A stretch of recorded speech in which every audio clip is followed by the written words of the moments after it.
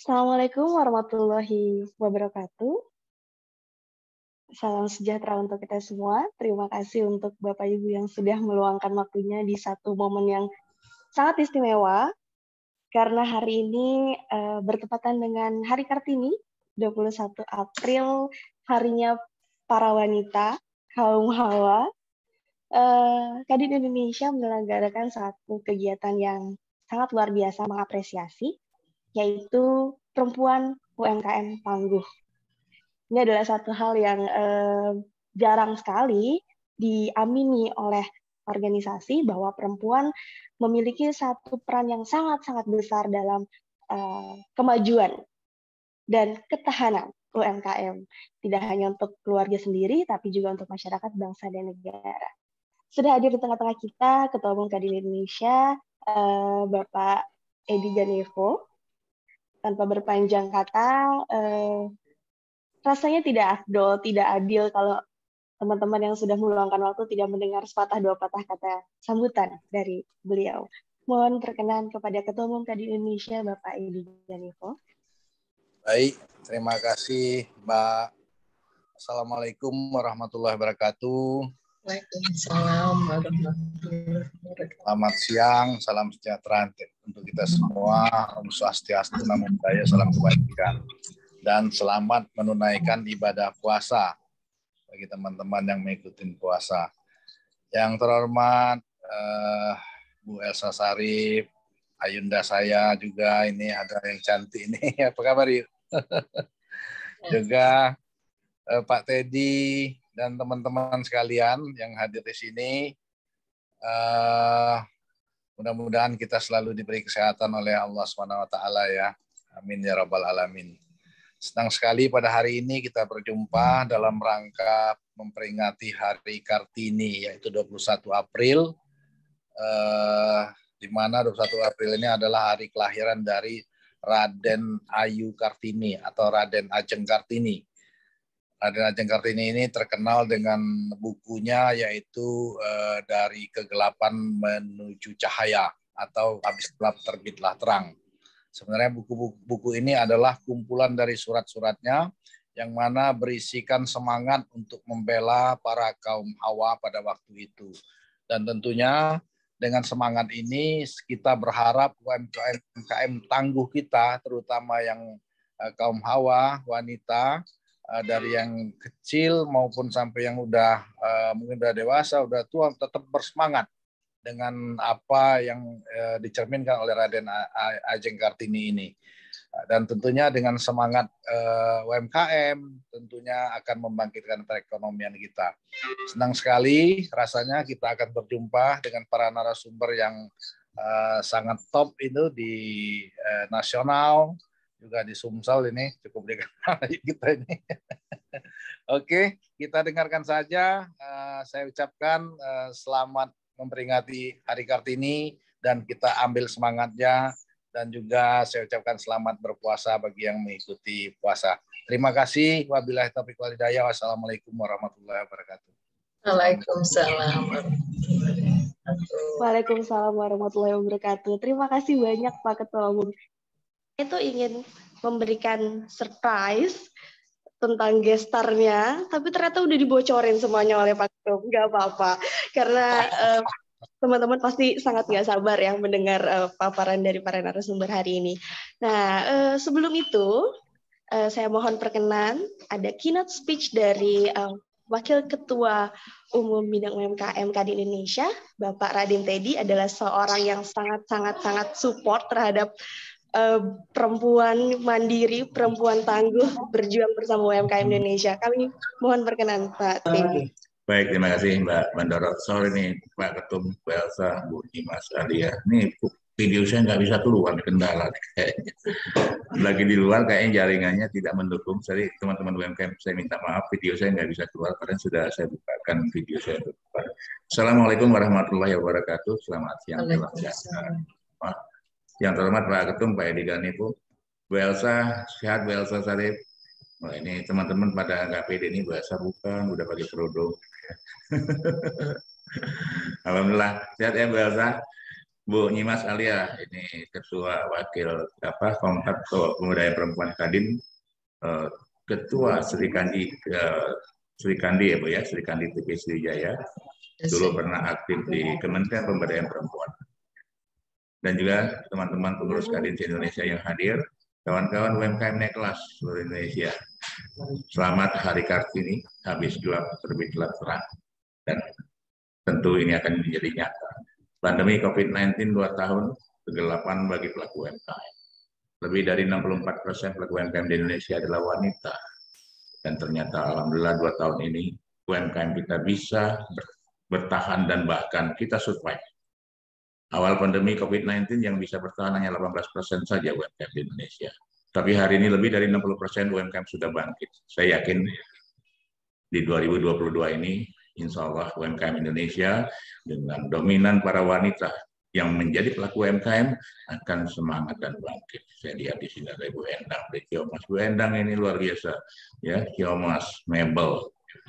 Dia bertahan selama 2 tahun. Saya ngikuti Bu Endang ini 2 tahun ini luar biasa, bisa bertahan dan bahkan bisa membantu kawan-kawan UMKM lainnya untuk jualan mebel. Yang usahanya bangkrut, Bu Endang juga bahkan bantu yang lainnya juga. Juga ada Bu Nen di sini, ada Ketua UMKM Neklas Papua Barat yang selalu menyemangati. Ya, ada beberapa ketua UMKM se-Indonesia dan juga di sini ada Pak Medi yang support website gratis kepada kawan-kawan UMKM. UMKM dominan wanita. Insya Allah, bangkitnya ekonomi negara ini dengan kokohnya atau tangguhnya para wanita Indonesia, di mana seperti yang disampaikan oleh Raden Ajeng Kartini, Raden Ajeng itu ya, bukan Raden Ayu, kalau Raden Ayu Palembang, kayak Ibu Nyimas Alia. Jadi dengan perjuangan Raden Ajeng Kartini membuka mata kita bahwa memang sosok wanita sangat dibutuhkan. Kegigihan, namun tidak menelantarkan kodratnya sebagai seorang ibu tentunya. Nah, tentu di dalam pelaksanaannya banyak sekali kendala-kendala bagi seorang ibu-ibu, bagi perempuan di dalam melakukan usaha UMKM. Baik dari sisi internal maupun dari sisi eksternal. Baik dari sisi pendidikan, hukum, dan lain-lain. Tentu nanti narsum kita yang expert pada hari ini sudah hadir di sini, Bu Elsa Sarif, yang akan banyak berbicara tentang perempuan, karena Bu Elsa ini selain Wakil Ketua Umum Kadin Bidang Pemberdayaan Perempuan, beliau juga Ketua Umum Perwira, ya, Perwira. Kemudian juga banyak memperhatikan perempuan. Dan juga ada Ibu Nyimas Alia juga akan menyorot lebih kepada internal mungkin keluarga. Bagaimana peran keluarga, dukungan keluarga kepada seorang perempuan dia dalam melakukan dunia bisnis tentu. Nah, dari saya sendiri selaku Ketua Umum Komunitas UMKM Neklas dan juga Wakil Ketua Umum Kadin Indonesia Bidang UMKM dan Koperasi berharap terutama kepada anggota Kadin dan anggota Komunitas UMKM Neklas yang lebih dari 70% adalah ibu-ibu. Mari kita bersatu, kita semangat di Hari Kartini ini, mari kita bangkitkan ekonomi Indonesia. Ekonomi Indonesia bangkit dengan kokohnya wanita UMKM. Terima kasih. Assalamualaikum warahmatullahi wabarakatuh. Waalaikumsalam warahmatullahi wabarakatuh. Kita bangkitkan ekonomi Indonesia dari wanita. Wanita ini memang sebenarnya kaum yang biasa dianggap lemah tapi sangat luar biasa. Bagaimana wanita bisa sangat struggle menjaga keluarga, struggling di tengah banyak ujian, baik ekonomi ataupun saat ini kita sedang dilanda pandemi COVID ya, pasti seorang ibu itu yang paling sering bikinin jamu, mungkin rempah-rempah untuk keluarga dan seterusnya. Jadi terima kasih banyak untuk para ibu yang masih senantiasa berjuang, tidak lelah berjuang sampai saat ini untuk keluarga, masyarakat, bangsa, dan negara. Nah, seperti yang tadi disampaikan, sudah dispoilerkan oleh Pak Ketum, akan ada speaker yang luar biasa dari 2 orang tokoh wanita, cantik, pasti, cerdas, luar biasa, dan pastinya sukses. Dengan yang beliau sangat-sangat luar biasa, dan kita wajib untuk mengambil hikmahnya, mengambil intisari agar bisa kita implementasikan dalam kehidupan kita sehari-hari. Baiklah, untuk yang pertama akan ada paparan dari Ketua Komite Tetap Pemberdayaan Perempuan Kadin Indonesia. Beliau juga seorang Ketua Sri Kandi TP Sriwijaya. Yang terhormat Ibu Nyimas Alia SE, Esos MIKOM.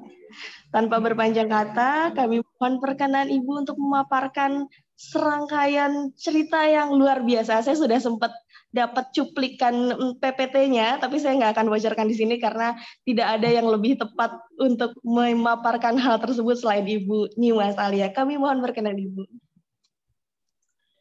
Ya, terima kasih Mbak Bandoro yang cantik, smart, luar biasa. Terima kasih atas waktunya.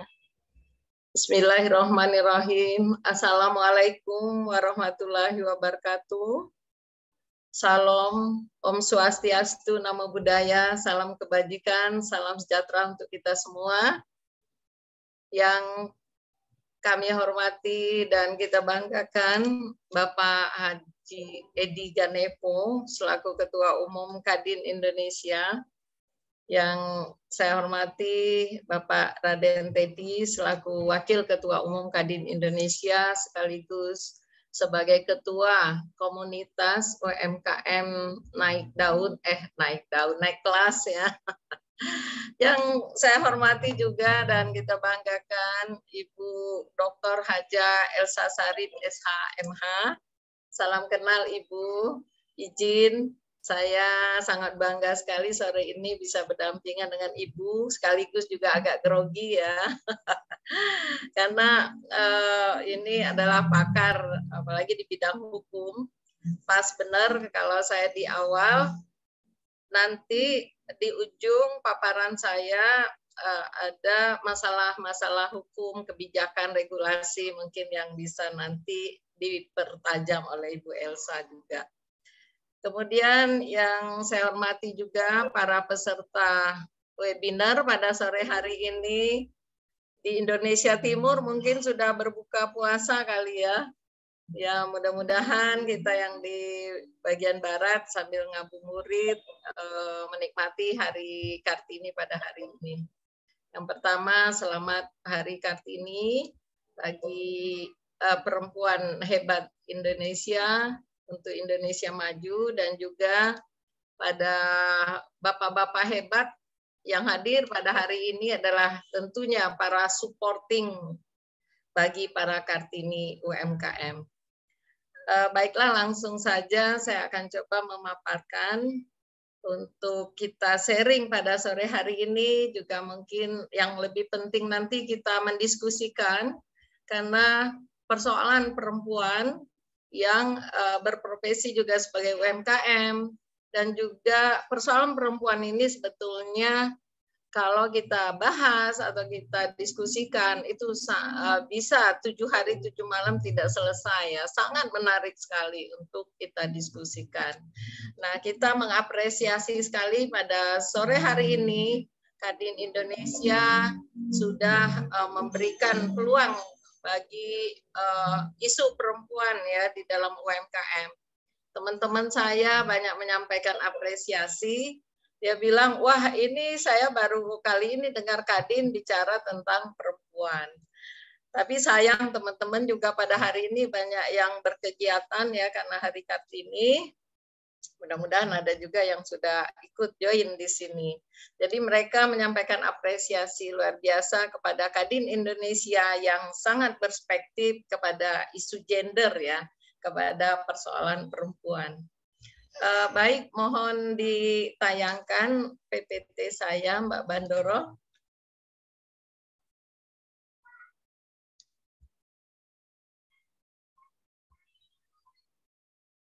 Mohon nanti waktunya, kalau misalnya sudah ini, tolong saya diingatkan.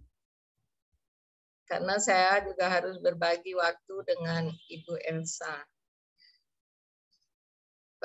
Mbak Bandoro, apa bisa ditayangkan? Atau saya bisa paparkan sendiri ya? Ini kelihatan nggak? Saya udah paparkan? Kelihatan nggak? Muncul nggak? Belum, Bu, belum. Oh, belum ya. Saya agak kurang paham nih, walaupun sudah dijadikan host. Apa ada Mas Ahmad? Mohon maaf, boleh dibantu Bu Dimas memaparkan PPT yang tadi? Ya. saya di tempat saya kebetulan lagi nggak ada anak-anak yang minta tolong.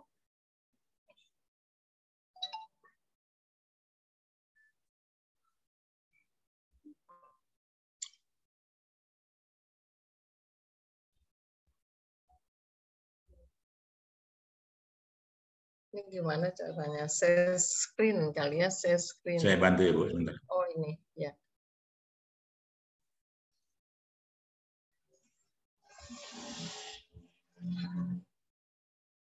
Oh ini ya. Ini Pak Teddy udah. Ya, udah. Oh ya, oke. Ini Pak Teddy ya yang share ya. Oke. Terima kasih. Baik, kita pada itu hari Ibu ini. sendiri Bu yang share Bu. Ibu sendiri yang share.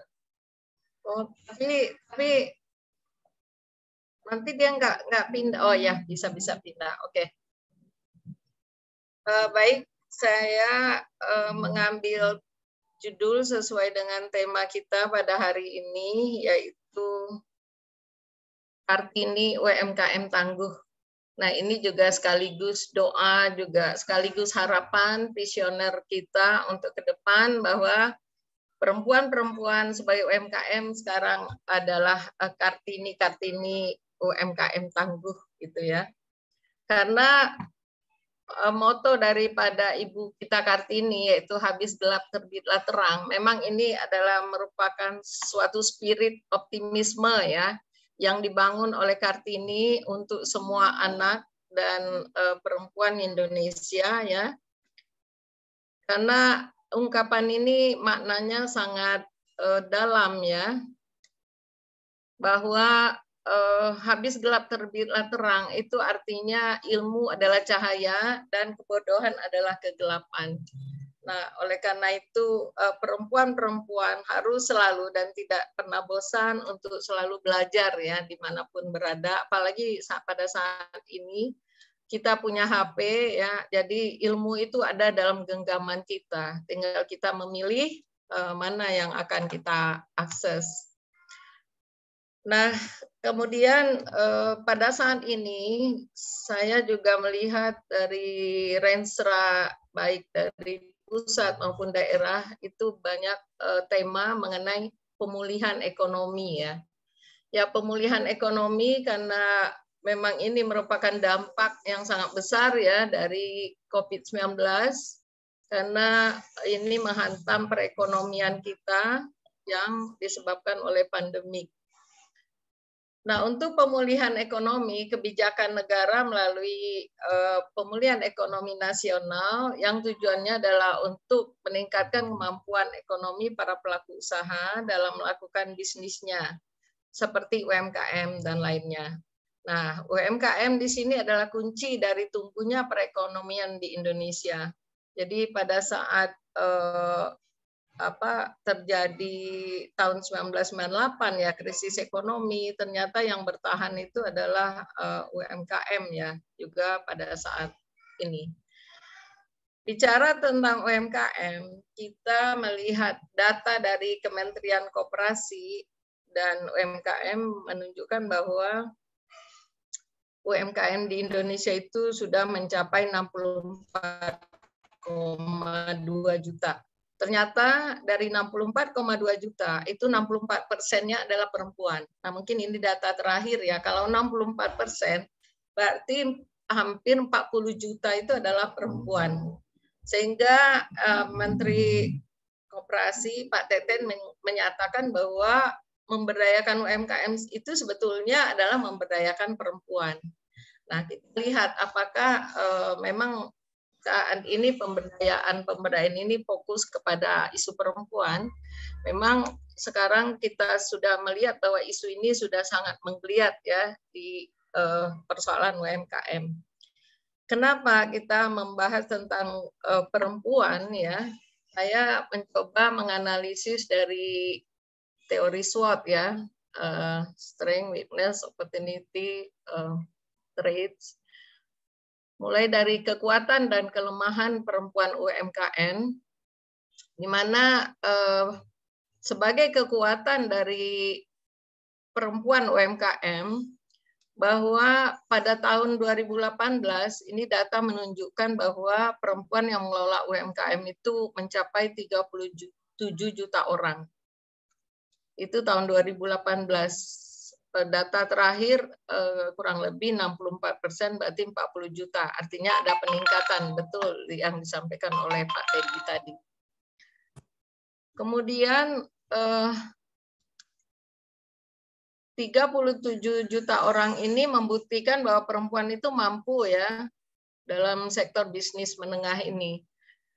Tetapi persoalannya adalah bahwa partisipasi perempuan dalam bisnis UMKM sebagai penyumbang PDB itu masih sangat rendah, yaitu hanya 9,1% saja. Nah, artinya perempuan masih perlu diberdayakan lagi untuk maksimalkan kemampuan mereka. Nah, inilah yang merupakan kelemahan ya, bahwa jumlahnya besar, tetapi penyumbang untuk domestik bruto masih rendah. Kemudian kita lihat juga kekuatan sebagai kekuatan dari perempuan, ya perempuan itu punya kelebihan-kelebihan dalam mengelola UMKM. Kelebihannya antara lain, pertama, perempuan itu ahli dalam multitasking ya. Kita lihat sekarang di grup WA itu perempuan melakukan penjualan ya, apalagi di masa bulan puasa ini ya, penuh HP kita itu ibu-ibu banyak sekali berjualan. Artinya walaupun dia di kantor, walaupun dia dengan profesi yang lain, kemampuan menjualnya juga ada ya. Jadi dia punya keahlian dalam multitasking. Kemudian yang kedua, ahli membangun networking. Ya, perempuan itu kalau udah ketemu apalagi sama perempuan itu komunikasinya juga sangat aktif ya. Jadi cepat bersosialisasi dan ini adalah sebagai networking. Yang ketiga, perempuan itu ahli juga mengelola keuangan ya. Walaupun saya baca dari hasil riset, kenapa perempuan banyak yang ditolak ketika mengajukan proposal, ternyata pencatatan sistem keuangan ya yang mungkin masih belum memenuhi standar. Ahli mengelola keuangan di sini mungkin dalam hal keuntungan ya, kalau belum untung berarti masih terus bergiat ya, artinya tetap keuntungan modal terus dipertahankan. Yang keempat, perempuan itu teliti dan hati-hati. Yang kelima, kreatif dan terampil. Nah, ini sebagai kekuatan yang kita harapkan mungkin para peserta webinar hari ini juga sudah merasakan ya apa-apa yang ada pada diri perempuan selaku profesi UMKM. Nah, kemudian kita lihat juga peluang bagi perempuan UMKM ya, bahwa bidang UMKM yang paling banyak dilakukan perempuan itu adalah kuliner ya, 41,69%. Selanjutnya busana 18,15% dan kriya 15,7%. Pada akhir tahun 2021, pemerintah mengucurkan pembiayaan ultramikro yang disalurkan kepada 5,38 juta usaha mikro dan 95%-nya adalah perempuan. Nah, ini data dari Kementerian Koperasi UMKM. Artinya memang pemerintah sudah berperspektif gender ya, memprioritaskan kepada kebutuhan perempuan selaku perempuan UMKM yang memang jumlahnya lebih besar. Pada tahun 2022, pemerintah juga mengalokasikan 455,62 triliun anggaran program penanganan COVID, di mana di dalamnya terdapat untuk anggaran pemulihan ekonomi nasional. Nah, alokasi dari prioritas anggaran ini kepada UMKM guna mendorong pemulihan yang lebih cepat. Artinya ini peluang-peluang besar yang juga harus kita kejar ya sebagai perempuan, pengusaha kecil dan menengah. Selain itu, peluang besar lagi ke depan prospeknya adalah bahwa isu tentang perempuan UMKM ini akan dibawa menjadi 4 isu prioritas di dalam G20 ya. G20 ini adalah konferensi tingkat tinggi, nanti ada 20 negara besar ya, termasuk Eropa, yang akan mengadakan pertemuan ya. Nah, di sini isu perempuan UMKM juga akan menjadi salah satu isu prioritas. Nah, ini merupakan peluang-peluang dari perempuan UMKM supaya kita optimis terus ya untuk menjadi UMKM tangguh. Nah, persoalannya selain kita lihat peluang, kita lihat kekuatan, tapi hambatan yang masih saja membayangi perempuan UMKM, yaitu adanya budaya patriarki dan beban ganda yang terus membayangi perempuan untuk mengakses apapun yang dibutuhkan untuk pengembangan UMKM. Yang pertama, persoalan rumah tangga yang masih tinggi, di mana perempuan harus juga mengurus rumah tangga dan mengasuh anak ya, sambil menjalankan usaha. Yang kedua, terbatasnya akses pada pelatihan kewirausahaan. Nah, kalau ada pelatihan-pelatihan itu biasanya yang di jumlah perempuan sedikit karena perempuan harus izin suami ya, atau kendala masih punya balita, masih persoalan rumah yang selalu menjadi hambatan. Kemudian pengetahuan, kalau pelatihannya saja sudah minim, sehingga pengetahuan untuk menggunakan teknologi dan mengembangkan usaha, ya jelas menjadi hambatan. Selain itu, kesulitan mendapatkan akses permodalan, karena kurangnya informasi, tidak mengikuti pelatihan, ya tidak tahu cara mengajukan, membuat proposal misalnya. Nah, ini menjadi kesulitan bagi kaum perempuan untuk mengajukan kepada lembaga formal. Selanjutnya yang jadi hambatan perempuan juga masalah aset terbatas. Biasanya aset rumah tangga adalah nama suami. Sehingga untuk mengagunkan ke bank itu perlu izin suami, persetujuan suami, atau kalau suaminya ragu ya belum setuju karena belum yakin dengan usaha istri, nah ini juga menjadi hambatan untuk mengajukan modal.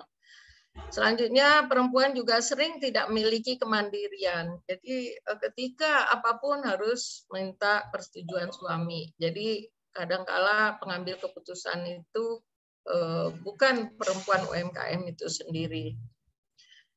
Selanjutnya kita lihat bahwa dari laporan UNDP, United Nations Development Program, yang menunjukkan bahwa 15% wirausaha perempuan mendapatkan bantuan sosial dari pemerintah yang 2020. Jadi sangat kecil ya 15% dibandingkan jumlah anggaran yang disediakan oleh pemerintah. Nah, kenapa? Karena permasalahannya adalah keterbatasan informasi, sehingga tidak memenuhi syarat yang menjadi faktor utama. Selain itu, beberapa wirausaha juga menyatakan telah mendaftar diri namun tidak menerima kabar lebih lanjut. Saya banyak mendengar kalau perempuan-perempuan bilang, ngapain capek-capek ngajukan, terus nggak ada jawaban gitu. Nah, ini mungkin nanti menjadi catatan juga bagi kita di Komite Tetap Pemberdayaan UMKM untuk menganalisa penyebab kenapa misalnya tidak ada respon ya terhadap pengajuan modal dan lain-lain. Nah, rekomendasi tadi yang saya sampaikan ini untuk optimisme kita ya, bahwa di Group of 20 G20 itu rekomendasi yang disampaikan yang saya ringkas, yang pertama kesetaraan gender dengan model ekonomi yang inklusif dan inovatif. Jadi apapun ya, kalau kita bicara kesetaraan gender, ini memang sudah amanat dari instruksi Presiden ya nomor 9 tahun 2000 tentang pengarusutamaan gender di semua bidang ya, apalagi di bidang ekonomi. Kemudian arahan Presiden juga kepada Menteri Pemberdayaan Perempuan dan Perlindungan Anak, di mana prioritas pertamanya yaitu peningkatan wirausaha perempuan ya, untuk kesejahteraan perempuan. Jadi itu menjadi prioritas pertama. Nah, ketika kita bicara kesetaraan gender di UMKM, nah ini harus kita perhatikan nanti ada 4 hal penting yang mencakup kesetaraan gender. Yang pertama akses, ya. Bagaimana perempuan bisa mengakses? Apa yang menjadi hambatan perempuan itu bagaimana kita mencarikan solusinya. Yang kedua, manfaat, ya. Artinya setiap kebijakan, bantuan, pelatihan, dan lain-lain itu bermanfaat bagi perempuan. Yang ketiga, partisipasi. Perempuan harus berpartisipasi dalam setiap kesempatan. Yang terakhir, kontrol, ya. Kontrol artinya perempuan itu berhak untuk mengontrol. Misalnya di NTT ada pelatihan UMKM, ternyata pelibatan perempuan sangat kecil. Nah, di sini perempuan bisa mengontrol, artinya bisa melaporkan. Karena kesetaraan gender di bidang ekonomi ini juga sudah ada kebijakan, ya, melalui Impres 2000 tahun 2000 tadi. Nah, itu yang dimaksud kesetaraan gender. Jadi rumusnya adalah AMPK, akses, manfaat, partisipasi, dan kontrol. Itu yang harus menjadi catatan penting, ya, bagi kita kaum perempuan untuk kita menyampaikan persoalan gender. Yang kedua, penting sekali adanya data terpilah. Saya yakin kita belum punya, dan mungkin mudah-mudahan melalui Kadin kita akan saling mensupport. Saya juga mohon difasilitasi bagaimana kita mempunyai data terpilah bidang UMKM ini. Mungkin dari berapa 1 juta yang sudah dihimpun oleh Pak Teddy, kita harus melihat berapa jumlah perempuannya. Kemudian perempuan berada pada posisi-posisi yang seperti apa. Apapun kita harus menggunakan data terpilah.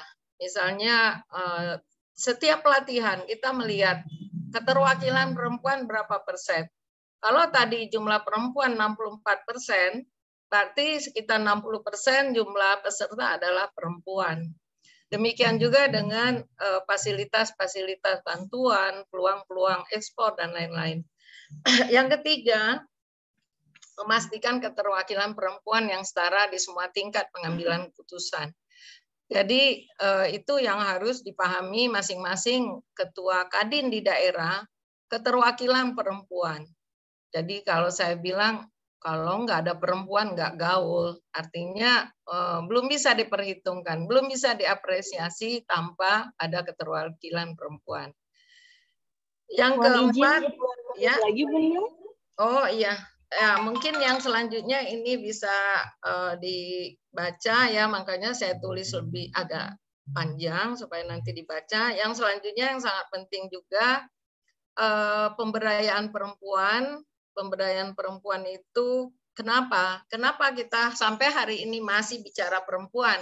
Banyak teman yang bilang, kenapa sih perempuan selalu perempuan, kan sekarang udah hebat-hebat. Perempuan sudah. Tapi kalau kita lihat data, jumlahnya masih tetap jomplang. Memang perempuan hebat sekarang bisa melampaui laki-laki di bidang pendidikan. Tetapi ketika masuk lapangan kerja, persoalan domestifikasi perempuan yang menjadi hambatan, sehingga gap antara perempuan dan laki-laki masih terjadi. Nah, ini disebut oleh Maria Matalega bahwa adanya stereotip gender yang harus kita bongkar. Nah, ini adalah untuk kepemimpinan perempuan juga di dalam bisnis. Boleh saya 5 menit lagi, Mbak? Ya, ini pada intinya di sini, ya, Mbak ini Pandoro. Tadi mungkin dipersingkat saja, Bunda, karena kita khawatir waktu maghrib. Ya. Oke, ini permasalahan perempuan. Mulai dari etimologis bahwa ada yang menyebut wanita, ada yang menyebut perempuan. Kalau saya selalu perempuan, karena perempuan itu asal kata dari empu. Empu itu artinya keahlian, kesaktian, kemuliaan. Sedangkan wanita itu wani ditoto, ya. Jadi perempuan itu masih diatur-atur. Nah, persoalan perempuan, masalah budaya patriarki, ya, ini yang menjadi masalah eksternal. Di luar perempuan masih dianggap warga kelas 2. akibatnya masih terjadi diskriminasi. Lo kan perempuan, biar laki-laki. Atau perempuan itu sendiri yang belum banyak memahami bahwa ada kodrat dan peran. Kadang perempuan kodratnya melahirkan, menstruasi, menyusui. Nah, kadang dianggap bahwa memasak segala macam itu masih dianggap kodrat, sehingga masalah mengasuh anak itu tetap menjadi beban perempuan. Padahal laki-laki juga harusnya bisa ya kalau kita berbagi tugas di dalam rumah, sehingga ini juga perempuan bisa lebih eksis lagi dalam menggiatkan usaha UMKM-nya. Selanjutnya pemberdayaan perempuan UMKM, ya ini mungkin yang penting bagaimana kita mencegah supaya tidak terjadi diskriminasi, tidak terjadi kekerasan ya, kekerasan ekonomi perempuan. Kita harus lebih banyak juga melakukan sosialisasi terkait regulasi yang melindungi hak-hak perempuan. Ya saat ini kita lihat Undang-Undang PKDRT tahun 2004 ya, kemudian RUU PKS alhamdulillah kemarin sudah disahkan ya, banyak kebijakan ya, nanti mungkin Bu Elsa juga bisa menyinggung ini. Kemudian juga kita harus melakukan advokasi kepada pengambil kebijakan, misalnya di daerah tersebut, apakah bupati, camat, ya, atau kepala desa, supaya akses perempuan itu lebih dipermudah. Kemudian penting adanya lembaga pengaduan ya, apakah membentuk pojok curhat ya. Nah ini untuk menjadi diskusi dan juga mencarikan solusi. Untuk penanganan masalah, saya sampaikan bahwa di setiap kabupaten, provinsi, sampai ke pusat itu ada namanya UPTD PPA. Nah, di sini kita perempuan yang mengalami diskriminasi, kekerasan, kita bisa melaporkan. UPTD itu adalah unit pelaksana teknis daerah perlindungan perempuan dan anak. Bisa juga kita melibatkan tim penggerak PKK, karena PKK ini ada sampai ke desa ya, karena mereka juga fokus pada isu perlindungan perempuan dan anak. Nah, ini sedikit tentang perempuan tangguh. Perempuan tangguh itu adalah perempuan tegar yang tidak membiarkan dirinya jadi korban, tidak menunjukkan kelemahan, tidak minta dikasihani. Mereka mandiri dan mampu berfungsi dalam setiap situasi. Ada 6 indikator. Yang pertama, percaya diri, produktif, optimis dan positif, mempertahankan apa yang dipercaya. Yang kelima, bangga dan tidak mudah terpengaruh dengan orang lain. Nah, ini yang penting, yang nomor 6 ya, kejadian ada ibu-ibu yang membunuh ketiga anaknya karena apa? Karena mendengar perkataan orang lain yang menghina dirinya sehingga dia terpengaruh. Kita tidak boleh demikian, kita harus menjadi perempuan tangguh. Ada satu bonus, mungkin ini bisa dibaca. Demikian, terima kasih. Mohon maaf ya, saya agak lebih sedikit waktu. Terima kasih. Wassalamualaikum warahmatullahi wabarakatuh. Waalaikumsalam warahmatullahi wabarakatuh. Terima kasih banyak Bunda Nyimas Alia, luar biasa, berbobot sekali, ada pengalamannya, bahkan sudah dirumuskan kiat-kiatnya, kemudian tips and triknya luar biasa. Terima kasih banyak. Saya yakin teman-teman sudah banyak ingin bertanya, tapi untuk mempersingkat waktu dan supaya lebih tertib, kita dengarkan dulu satu materi lagi, baru setelahnya kita buka ruang tanya jawab. Kalau tadi Bunda Nyimas menyinggung soal bagaimana perempuan tuh seringkali mengalami diskriminasi, dari penyerahan proposal saja sudah ada satu label tertentu dan seterusnya dan seterusnya. Nah, setelah hadir di tengah-tengah kita, beliau adalah seorang wakil Ketua Umum Kadin Indonesia bidang pemberdayaan perempuan, dan beliau juga seorang Ketua Umum Perwira dan tokoh yang senantiasa melindungi dan fight untuk bagaimana perempuan-perempuan Indonesia setara di hadapan hukum dan masyarakat. Kami mohon, ternyata sudah on cam, Bunda kita yang luar biasa cantiknya, Profesor Dr. Hajah Elsha Syarif SHMH. Apa kabar Bunda? Alhamdulillah baik, terima kasih Mbak Bandoro. Baik, saya sudah nggak sabar dan saya yakin teman-teman juga sudah nggak sabar mendengar paparan dari Bunda. Saya yakin ini akan sangat melengkapi juga apa yang tadi disampaikan Bunda Nyi Mas Alia. Jadi kita hari ini akan mendapat penjelasan yang sangat komprehensif, lengkap, dan siap untuk berjuang bersama para perempuan tangguh Indonesia. Kami mohon perkenan Bunda Elsa Syarif. Ya, terima kasih Mbak Banero. Yang terhormat Bapak Ketua Umum Kadin, Bapak Edi Ganevo, yang terhormat Bapak Waketum, Pak Raden Teddy, dan juga yang terhormat yang saya banggakan Ibu Nyi Mas Alia, dan para peserta yang ikut di dalam Zoom meeting ini. Saya ucapkan Assalamualaikum warahmatullahi wabarakatuh. Salam sejahtera bagi kita semua. Ya, kita sangat gembira ya, di Indonesia ini ada namanya Ibu Kartini, Ibu kita Kartini ini yang telah menggerakkan para perempuan untuk bisa beraktivitas keluar dari belenggu-belenggu kekuasaan patriarkat.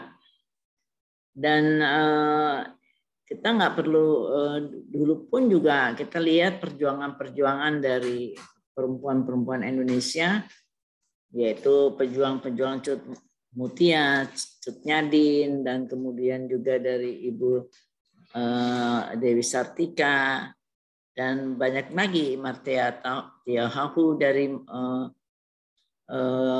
Maluku, pahlawan-pahlawan perempuan yang cukup tangguh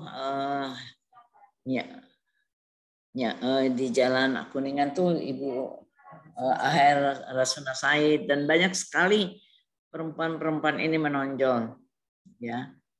Dan saya sampaikan kepada para perempuan Indonesia, banggalah jadi perempuan Indonesia. Karena kalau dibandingkan dengan perempuan-perempuan di negara lain, kita melihat bahwa perempuan-perempuan Indonesia ini mendapat kesempatan yang cukup besar dari juga suami-suami kita atau laki-laki. Hanya beberapa laki-laki yang memang mungkin salah pendidikan atau yang sifatnya oknum ya. Tetapi rata-rata laki-laki Indonesia terhadap perempuan itu memberikan kesempatan yang luas. Kita lihat aja di Arab baru sekarang, jangankan kita bisa bergerak mau UKM kayak mau nggak UKM lah segala rupa, semuanya harus di rumah dan semuanya makanan aja dibeliin oleh suaminya. Untuk menyetir mobil aja itu menjadi suatu pelanggaran hukum. Tapi sekarang sudah lebih bebas ya semenjak Pangeran Salman dan anak dari Raja Salman. Jadi memang Indonesia cukup ramah, baik laki-laki dan perempuannya udah hampir sama posisinya. Cuman dalam keluarga kita ada sama tetapi berbagi fungsi. Laki-laki bagaimana, perempuan bagaimana. Fungsi-fungsinya ya. Jadi kita tidak boleh meninggalkan kodrat kita sebagai perempuan. Dan kemudian kalau kita lihat di Barat, wah Barat kayaknya lebih bebas perempuannya ini. Oh, bebasnya di luar negeri, orang Barat berbeda. Malah dia lebih melindungi perempuannya kurang. Kamu makan, kamu bayar, saya makan, saya bayar. Nah, kalau di Indonesia kan rata-rata, nggak semuanya ya. Saya bilang pada umumnya, kalau laki-laki itu mencari nafkah, istrinya diberikan nafkah untuk memanage rumah tangga. Dan jadi saya nggak pernah komplain sama laki-laki Indonesia, ya, karena nyatanya kita diberi banyak kesempatan perempuan Indonesia untuk bisa maju. Tidak ada larangan. Kita bisa lihat dari pertama mungkin pada zaman Ibu Kartini ini posisinya berbeda karena Ibu waktu itu dari daerah keratonnya ya. Jadi posisi adat istiadat dari keraton itu berbeda. Tetapi kita lihat kalau perjuangan perang di Aceh, Cut Nyadin, Cut Mutia dan segalanya, mereka berani perang. Kenapa? Pasti kan dapat izin dari suaminya, dari keluarganya. Jadi memang Indonesia ini cukup khas, di mana sekarang posisi-posisi ini baik di pekerja di kantor, perempuan Indonesia banyak sekali menempati hal-hal yang memang dia kuasai dengan baik. Nah, sekarang masuk ke dalam apa hasilnya dari perjuangan-perjuangan dari Ibu Dewi Sartika yang sebagai guru mengajar kita lebih pintar dan segalanya. Dan kita ada suatu kebiasaan dan kita sudah mengerti satu keluarga itu rata-rata ya penghasilan dari satu orang aja, dari suami aja tidak cukup. Dan kita lihat di Bali bagaimana perempuan Bali itu juga ikut bekerja di jalan, bikin aspal dan semua. Jadi saya melihat, mengamati bahwa perempuan dan laki-laki Indonesia udah sama-sama saling tahu menahu bagaimana kalau nggak mencukupi biasanya istrinya langsung bekerja. Walaupun itu misalnya bekerja di rumah dengan menenun, dengan membuat songket, tenun ikat dan segalanya untuk membantu penghasilan dari keluarga. Dan memang rata-rata kita harus juga berpikir ibu-ibu bahwa kita ini ada agak anekdot ya. Perempuan itu tetap harus waspada. Karena dia menjaga anaknya. Ya, misalnya ada apa-apa pun, perempuan itu dekat sekali dengan anaknya. Karena dia yang hamil, dia melahirkan, dia menyusui, dan dia memelihara anak-anak itu. Jadi kita harus tetap punya penghasilan sendiri. Itu yang sekarang UKM dan UMKM. Dan mudah-mudahan anekdot ini menjadi pemikiran kita semua. Bahwa kita punya suami, tapi kita harus memikir suami kita itu bisa kadang-kadang dia hilang karena dipanggil oleh Allah Subhanahu Wa Taala, atau hilang dipanggil oleh pelakor. Nah, itu yang harus hati-hati, ya kan? Jadi kita jangan lalai karena jangan jadi perempuan manja.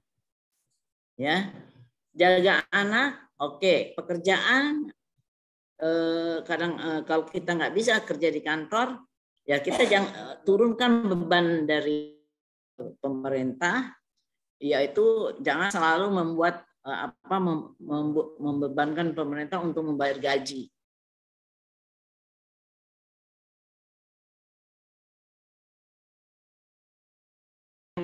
Atau bikin ikat, kayak bikin kerajinan, handicraft dan segala rupa, salon, itu dia bisa menghasilkan suatu penghasilan.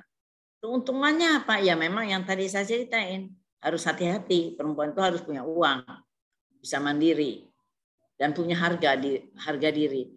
Perempuan yang dilecehkan bukan karena kita selalu begini, sehingga walaupun tidak semua laki-laki begitu demikian, dia yang tahu kewajiban, tapi ada oknum-oknum yang mungkin salah didik sehingga meremehkan perempuan. Nah, bukan karena cantik atau tidak cantik. Tapi kalau perempuan yang dia itu punya suatu skill, saya nggak bilang punya skill itu otomatis smart ya. Sehingga suami itu agak otomatis akan appreciate kepada perempuan, kepada istrinya.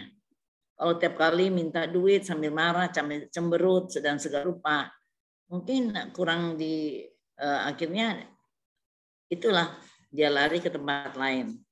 Nah kita perempuan ini nggak mungkin bisa dilepaskan dengan anaknya, dan dia yang paling care terhadap anak-anaknya. Jarang kalau ada satu dua, saya tidak bicara ini, saya bicara general. Tidak ada, jarang sekali ibu yang tega melihat anak-anaknya menderita apapun yang terjadi dalam dirinya. Dengan perempuan ini bekerja, automatically dia membantu kebutuhan keluarga. Kemudian dia juga kalau suaminya bekerja di pemerintahan juga mencegah, karena kebanyakan ada kebutuhan, mencegah korupsi. Dan juga ada jaga tabungan kita jika terjadi sesuatu hal di depan, anak ini tetap kita rawat dan bisa sekolah dan bisa juga sampai dewasa kita pelihara. Itulah gunanya. Nah, UKM ini, UMKM, UKM yang ternyata bukan itu intinya, tadinya untuk keluarga. Tapi sekarang nggak bisa lagi sebagai sambilan karena persaingan luar biasa meningkat. Jadi juga harus fokus. Maksudnya dari standarisasi dari produknya.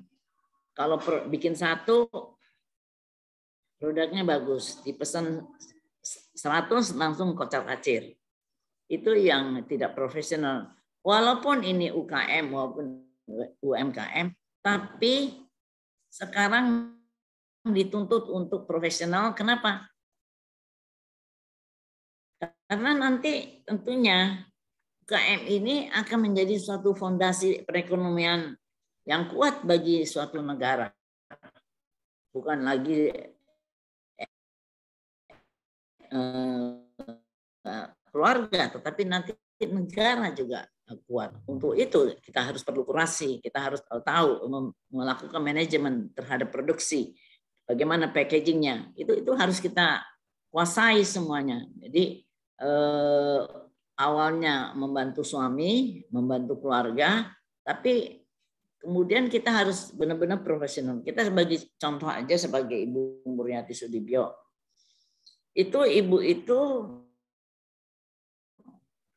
baru berusaha, dan itu saya sampaikan sebagai inspirasi kita sebagai perempuan. Baru berusaha itu bukan umur masih muda, masih sudah suaminya mau pensiun, baru bikin jamu di garasinya, dan kemudian besar-besar, dan kuliah ambil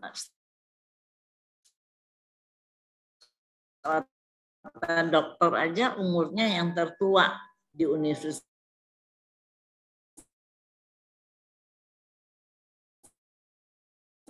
Indonesia. Itu juga yang baik.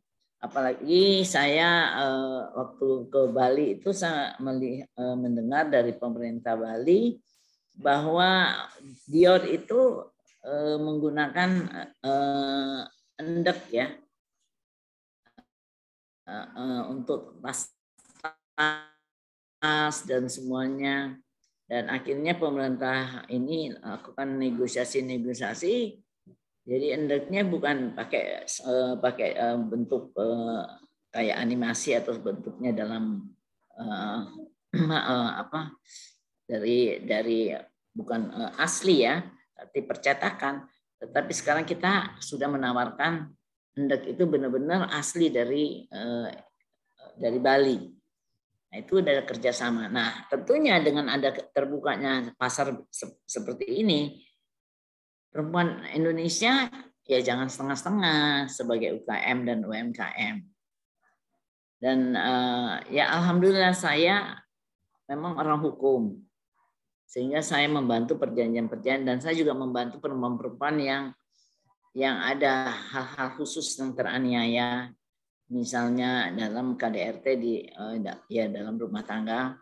Tetapi saya juga Ketua Umum Perkumpulan Perempuan Wirausaha Indonesia, di mana saya selalu melakukan diskusi-diskusi bagaimana supaya produk kita bisa mendapatkan pangsa pasar yang cukup. Kita produksi, tapi kalau nggak ada pembeli, itu juga jadinya akhirnya mati. Dan dengan adanya perempuan ini, sehingga songket-songket dari Palembang, kain tapis dari Lampung, kemudian kain ikat, endek, dan batik. Apalagi batik sekarang kan udah jadi heritage ya sejak tahun 2010.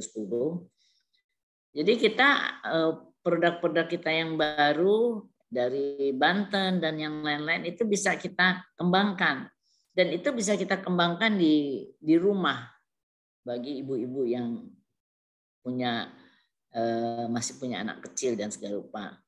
Tapi kan setelah anak agak besar dia bisa melakukan sesuatu yang lebih profesional. Jadi bagi saya, jangan perempuan, kita harus semangat sebetulnya. Jangan bermalas-malasan, karena kita memang punya suatu, perempuan itu lebih strong dari laki-laki. Dia bekerja hampir 24 jam, apalagi kalau punya bayi kecil. Dan dia juga cari uang. Jadi karena kondisi ini Allah telah memberikan perempuan itu lebih kuat dengan depresinya. Dalam tekanan pressure yang kuat, perempuan itu lebih kuat bertahan dibanding laki-laki. Kalau laki-laki misalnya ada PHK atau dia down, tapi yang membackup perempuan laki-laki itu menjadi kuat adalah perempuan. Jadi perempuan dan laki-laki itu harus bersatu, dan kita perlu banyak pengetahuan. Cuman saya ingin memberikan masukan, pengetahuan itu untuk UKM. Itu saya lihat banyak sekali pengetahuan atau pelatihan-pelatihan itu monoton. Sebetulnya harusnya dilihat daerah sini butuhnya apa sih, produknya apa sih yang dibutuhkan. Nah, itu yang pendidikan itu atau pelatihan itu mengikuti dari kebutuhan, bukan sudah ada begini tahun ini dari pemerintah, misalnya dari koperasi ya, mohon maaf, ini aja yang akan dilakukan pelatihannya ini, atau dari departemen perindustrian, departemen perdagangan, ini yang mau didagangkan semuanya, dan itu terus menerus sehingga orang bilang saya butuhnya ini, tapi belum ada programnya. Nah, yang seperti itu bagaimana? Tentunya ada solusinya supaya kita lebih maju, perempuan itu lebih dimajukan. Soal izin dari suami, ya ada yang memerlukan izin, ada yang kendala, tapi saya rasa sekarang laki-laki Indonesia lagi membebaskan itu. Karena itu kalau kita lihat perempuan-perempuan ini, tapi kita tidak feminis ya, kita tidak pernah memperjuangkan untuk feminis, karena saya juga nggak mau jadi laki-laki. Saya tetap mau jadi perempuan, dan saya bangga dengan perempuan Indonesia.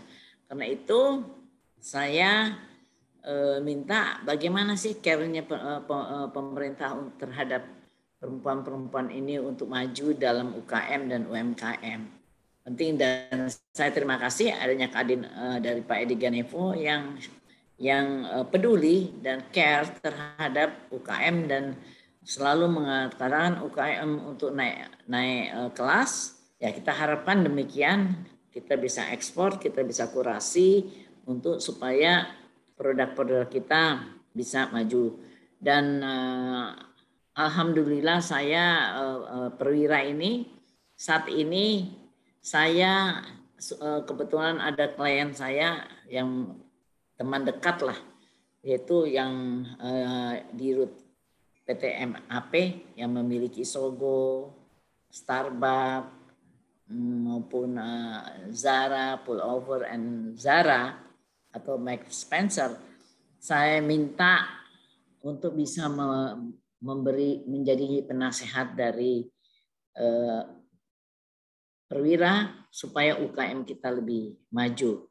Jadi saya ingin dengan Hari Kartini kita saling mengingatkan, ayo perempuan maju, bangkit, tolong pemerintah dukung kita, ayo Pak Edi Ganevo janjinya jangan lupa UKM naik kelas.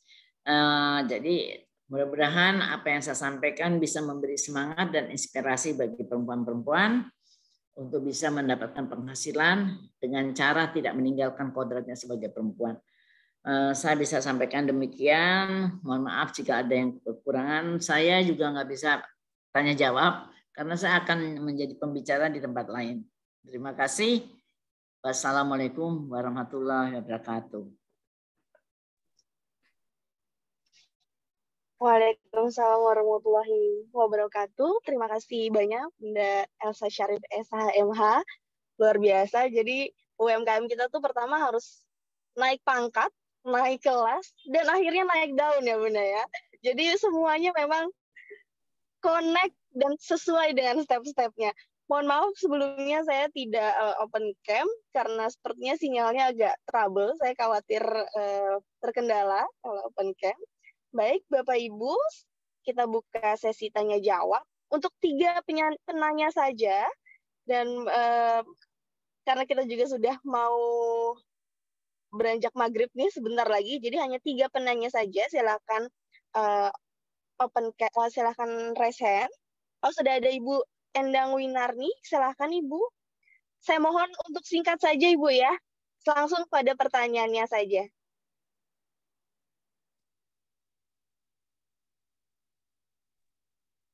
Bisa di-unmute dulu, Ibu Endang Winarni.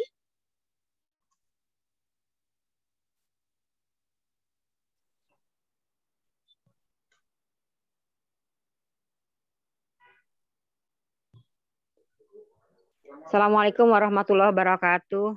Waalaikumsalam. Ini ya Mbak, ulasan sedikit aja.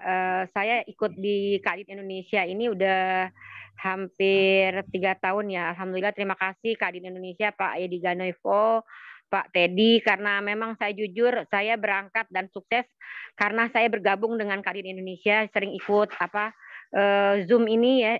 Jadi saya belajar, termotivasi, dan saya bangkit. Alhamdulillah karyawan saya sekarang 12 orang. Saya bertahan di usaha saya 8 tahun dengan aset saya sekarang 7 miliar.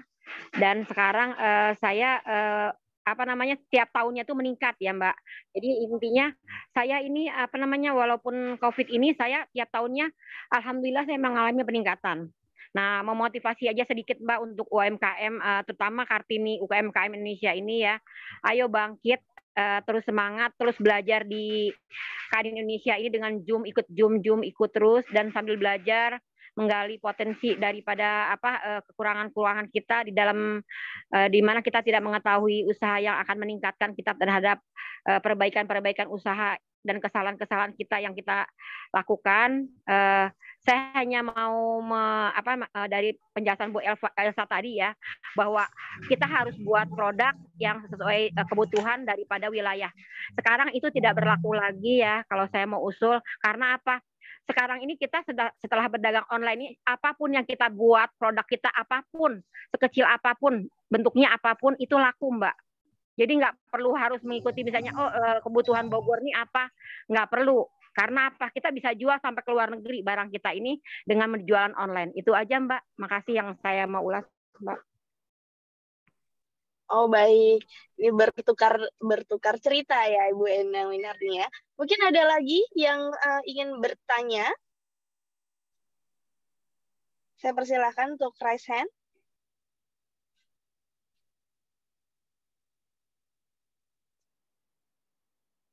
Mayoritas mengucapkan apresiasi yang luar biasa di chat terhadap perempuan-perempuan tangguh, dan kita adalah perempuan-perempuan tangguh, karena masih sampai, saya yakin ini ada yang sambil menyiapkan takjil, ada yang sambil masih berniaga.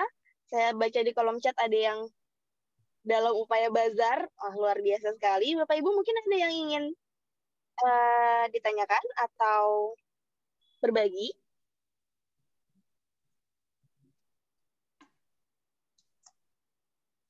Kami persilahkan. Sebelum tepat pukul 17 kita akan close sesi diskusi ini.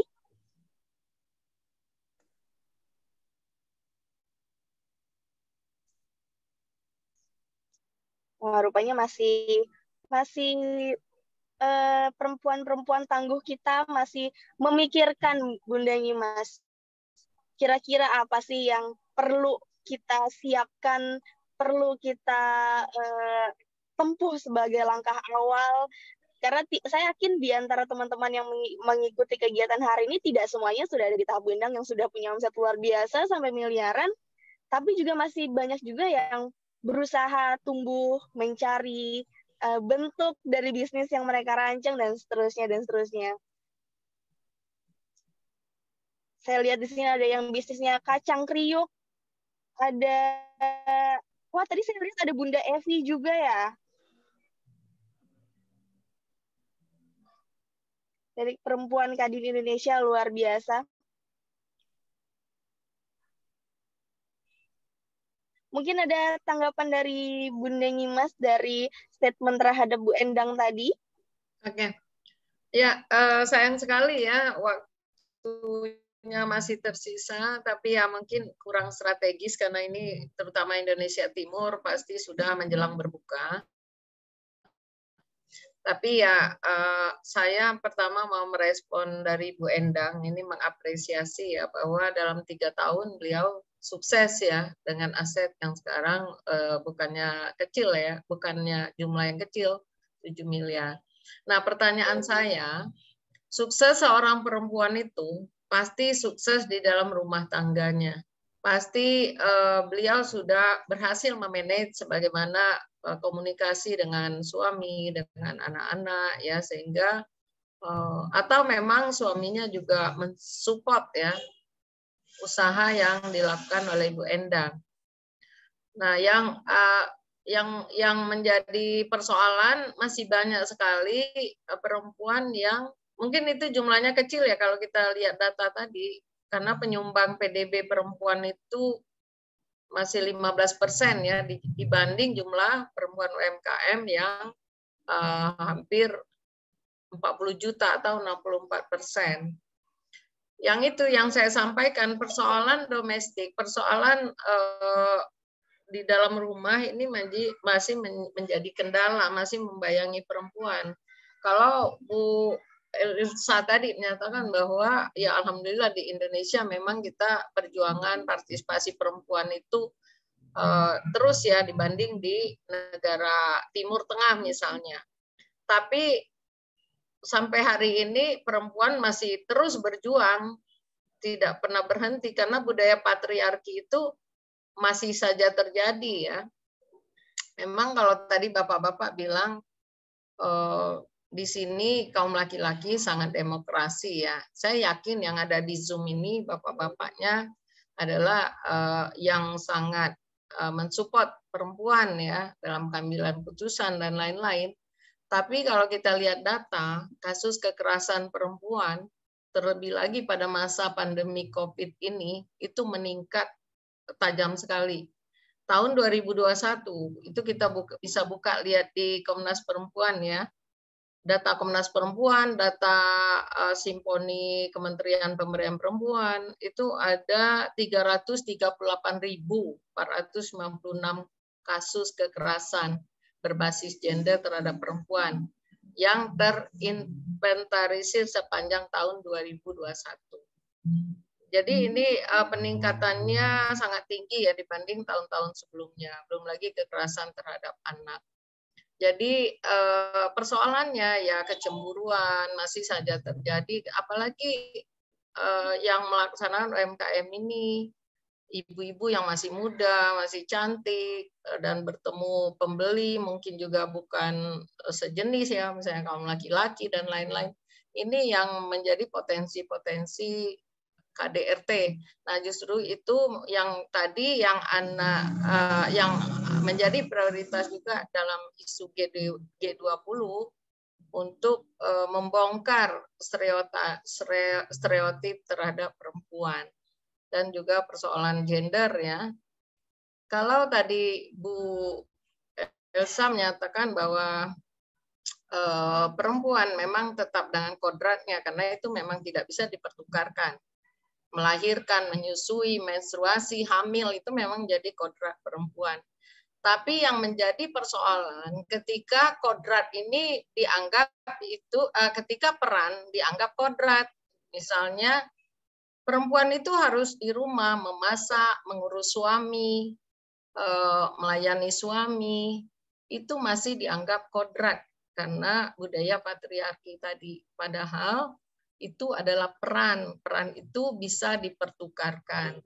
Artinya ketika perempuan mau berjualan, mungkin gantian suami juga yang mengasuh anak dan juga sebaliknya. Oh ya, di sini ada Bu Kunti. Nah, Ibu Kunti ini dia banyak sekali riset tentang perempuan UMKM. Mohon Mbak Bandoro memberikan kesempatan Ibu Kunti ya. Betul, untuk Bu Kunti sudah raise hand. Ya, ya. Ya, Mbak kami Bandoro, persilakan silakan. Ibu. Ya, Ibu Kunti ini adalah tim kita di Komtab Pemberdayaan Perempuan UMKM ya. Beliau ini juga dosen ya, sangat sibuk. Bu Kunti, dengar nggak? Iya, Bu Kunti. Ini apa namanya? Sebentar. Oh ya, ada. Oke. Tidak bisa dibuka. Oh, videonya nggak bisa dibuka. Sudah terdengar suaranya, Bu Kunti? Silakan. Terdengar? Ya, sudah terdengar. Oh, oke. Ya. Mohon maaf ya. Ini dari tadi saya coba nggak bisa. Baik, terima kasih Bu Nyimas dan Bu El Syarif dan juga moderator. Terima kasih atas kesempatannya. Maaf saya tidak bisa buka kamera ini. Senang sekali saya mendengar diskusi pada hari ini dan menarik tadi apa yang sudah Bu Nyimas katakan. Sebenarnya yang saya mau tanyakan sudah disampaikan Bu Nyimas juga. Artinya kita bisa melihat bahwa permasalahan perempuan maju itu dan tangguh, terutama di bidang UMKM itu luar biasa. Tapi memang banyak kendala juga yang tadi sudah disampaikan Bu Nyimas terkait dengan kekerasan dalam rumah tangga ya, kekerasan dalam masyarakat juga. Nah, berbahagia kita sudah punya undang-undang yang baru ya. Undang-undang yang baru itu terkait dengan undang-undang tidak pidana kekerasan seksual. Nah, saya juga menyampaikan bahwa salah satu yang menarik adalah terkait dengan digital ya, jadi kekerasan yang berbasis digital. Nah, saya sebenarnya juga terkait dengan bahwa tadi Bu Nyimas sudah katakan bahwa perempuan banyak sekali yang berperan di UMKM mendorong secara ekonomi, tetapi kalau kita lihat dari data penggunaan terhadap digital itu masih sangat rendah Bu Nyimas. Ya. Data penggunaan digitalisasi itu hanya kalau kita lihat data tuh hanya tidak sampai 25%. Jadi sebenarnya teman-teman dari UMKM yang punya produk sedemikian rupa itu tentu penting sekali didukung dengan pengetahuan terkait dengan digitalisasi. Sekarang eranya kan era digitalisasi. Nah, tetapi di balik itu juga banyak kekerasan-kekerasan dan penipuan-penipuan yang berkaitan dengan itu. Oleh sebab itu, menurut saya menjadi sangat penting bahwa pengetahuan-pengetahuan teman-teman terhadap digitalisasi itu termasuk juga bahaya-bahayanya. karena data yang kami lihat itu kekerasan dan penipuan banyak sekali. Seperti yang sekarang terjadi, ojol itu banyak juga perempuan-perempuan yang tertipu dan juga keluarga ya, keluarga bahkan teman. Jadi pengetahuan kita terhadap literasi digitalisasi itu sangat penting. Menurut saya, Bu Nyimas, alangkah baiknya kalau juga teman-teman dari UMKM ini punya pengetahuan atau diberikan pengetahuan terhadap penggunaan digitalisasi dan juga bahaya-bahayanya. Karena menurut saya banyak problem atau kejahatan-kejahatan yang terkait dengan digitalisasi itu. Kira-kira itu Bu Nyimas. Terima kasih Bu Nyimas. Ya. Ya, makasih Bu Kunti. Ya, Mbak Bandoro.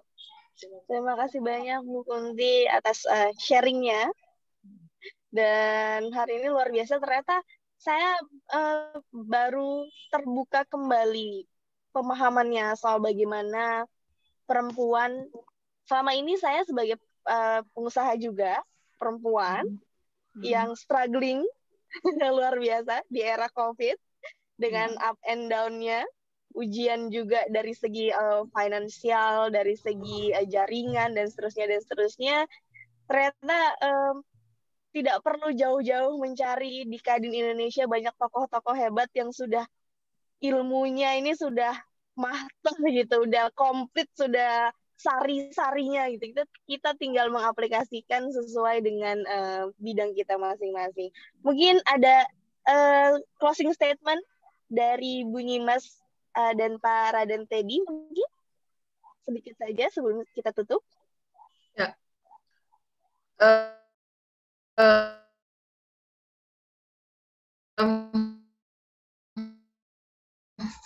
Terima kasih. Sebelum closing statement, saya mengenalkan Ibu Dr. Kunti Tridewianti. Beliau adalah tim di Komite Tetap Pemberdayaan Perempuan UMKM ya. Jadi nanti cuma belum sempat datang ke Kadin, beliau juga sangat sibuk ya sebagai dosen ya, dan juga kegiatan lain. Untuk closing statement yang perlu saya sampaikan, pertama, jadilah perempuan tangguh ya, tekuni profesi sebagai UMKM, dan jika kita mengalami atau kita mendengar, mengetahui tetangga kita, teman kita, saudara kita yang mengalami kekerasan, kita harus melaporkan. Kita harus berani melaporkan. Ya. Kita laporkan apakah ke Pak RT atau ke Pak Camat, ke PKK. Karena persoalan kekerasan perempuan itu adalah urusan negara, ya, bukan persoalan rumah tangga saja, tapi itu persoalan negara yang kita sebagai masyarakat juga harus berperan. Di Undang-Undang KDRT itu ada di pasal 15. Jadi yang melapor itu juga dilindungi. Dilindungi oleh negara. Jadi jangan takut, jangan menganggap bahwa itu urusan rumah tangga.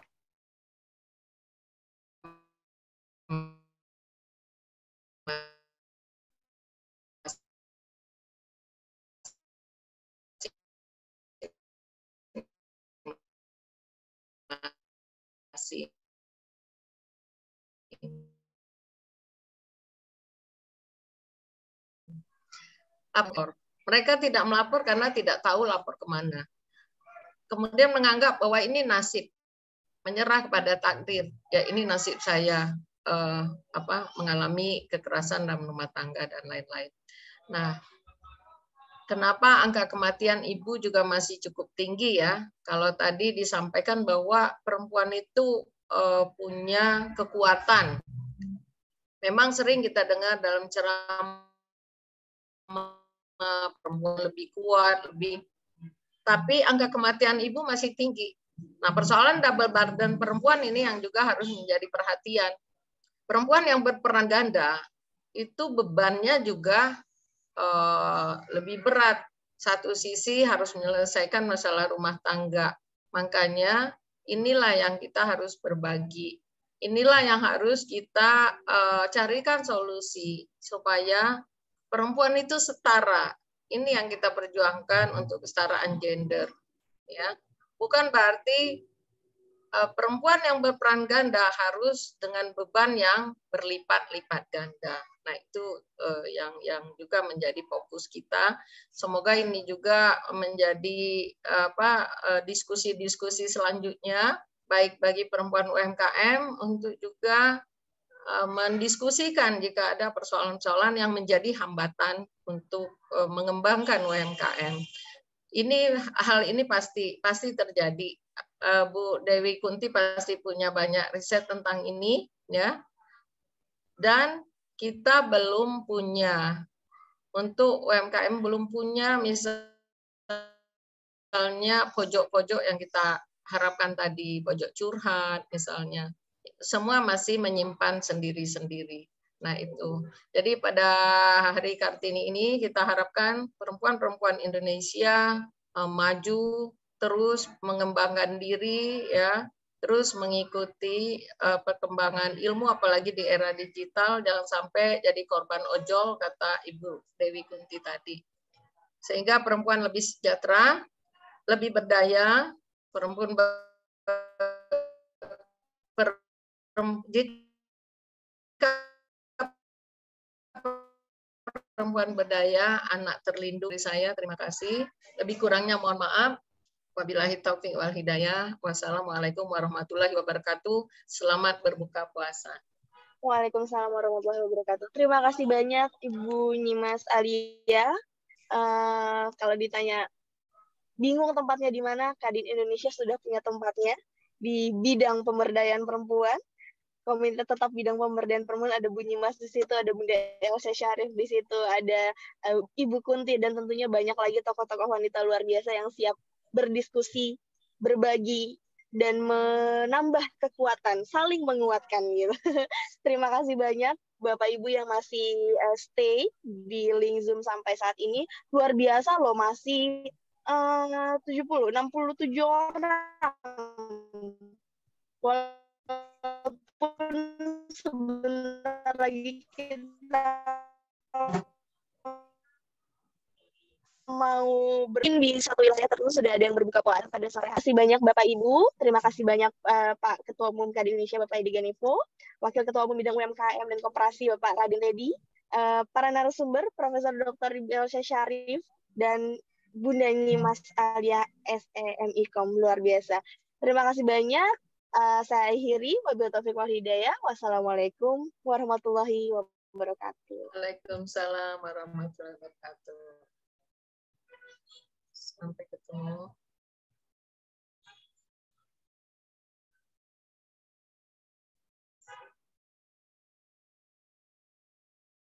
Pak Teddy izin lab ya. Pak Edi Ganevo, Mbak Bandoro, dan juga para peserta webinar.